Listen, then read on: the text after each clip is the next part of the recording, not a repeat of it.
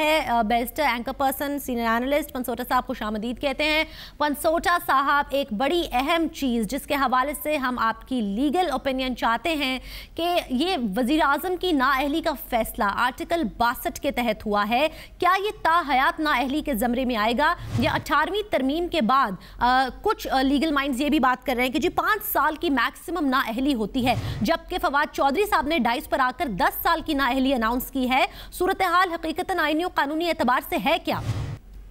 देखिए जी, जहां तक 5 साल और 10 साल की इसकी सिचुएशन का ताल्लुक है वो 63 के लिए रेलेवेंट होती है जितनी मेरी इंफॉर्मेशन है। 62 में जो डिस्क्वालिफिकेशन होती है वो फॉर लाइफ होती है। उसकी वजह ये होती है कि 62 talks about qualification for being a member.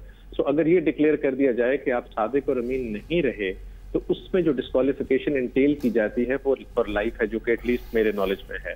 सो इस पर मेरा जाती व्यू ये है कि सुप्रीम कोर्ट ने उनको शायद नाअहल भी फॉर लाइफ किया है। इसमें टाइम्ड पीरियड नहीं है because he has not been disqualified under article 63।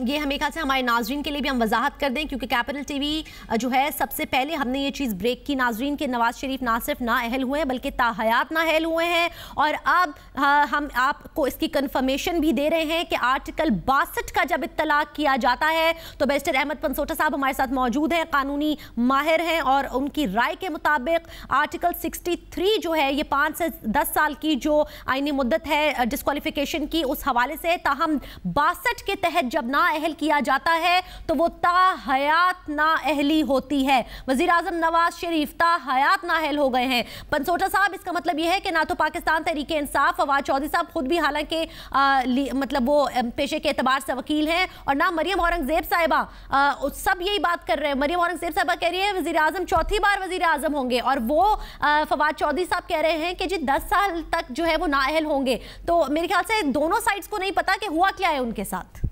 देखिए जी, हम भी अजम्पशन पे बोल रहे हैं कि अगर तो ये 62 के तहत हुआ है तो उसमें जो नाअहली होती है दैट इज फॉर लाइफ। लेकिन एक और इम्पोर्टेंट एस्पेक्ट हमारे को भी, शायद I think you will be the first one अगर आप उसको भी डिस्कस करें, वो ये है कि इस नाअहली के बाद वजीर आजम पाकिस्तान मुस्लिम लीग की सदारत से भी फारिग हो चुके हैं, जिस एरिया को कोई देख नहीं रहा। पाकिस्तान मुस्लिम लीग नून का इस वक्त सदर जो है वो नाअहल हो चुका है, और पॉलिटिकल ऑर्डर जो कानून है इसके ऊपर पॉलिटिकल पार्टीज के ऊपर, उसके तहत they will also have to elect a new president for Pakistan Muslim league.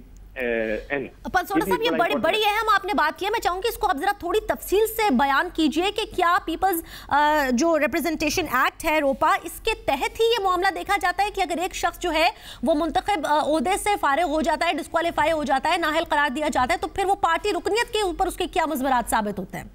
नहीं जी, इस पे जो आई थिंक रेलेवेंट कानून है वो पॉलिटिकल पार्टीज ऑर्डर्स एक्ट है। उसका एग्जैक्ट सन जो उसका ईयर है वो मुझे एग्जैक्टली याद नहीं, but it is political parties orders act, जिसके तहत पॉलिटिकल पार्टीज जो हैं वो फॉर्म होती हैं, उन्होंने अपनी फंक्शनिंग करनी होती है और अपने तरीकेकार वजह करने होते हैं। उसमें ये होता है कि उन्होंने अपने इलेक्शंस करने हैं, इलेक्शंस करके अपनी पार्टी की जो तंजीम साजी करने के बाद अपना सदर, प्रेसिडेंट, चेयरमैन या जो भी हो वो इलेक्ट करना है। चूंकि पाकिस्तान मुस्लिम लीग नून के सदर जो हैं वो मियां मोहम्मद नवाज शरीफ साहब थे मेरे मुताबिक, और जब एक मेंबर नाअहल हो जाए तो पॉलिटिकल पार्टीज ऑर्डर के तहत उसको उस पार्टी की सदारत या पार्टी की किसी पोजीशन पर नहीं इलेक्ट किया जा सकता। He is automatically deemed to have been removed from that position. So ये भी उनके लिए बहुत बड़ा अलमिया है कि ना सिर्फ आज वो अपने वजीर आजम से हाथ धो बैठे हैं in terms of his position, बल्कि वो अपनी पार्टी की सदारत भी खो बैठे हैं। So they will have to elect a new president. ये भी बड़ा उनके लिए एक इंपॉर्टेंट इशू है जो कि शायद किसी भी चैनल पर कंसिडर नहीं हो रहा। सो आई वांटेड कि आपके जरिए ये भी मैं बहुत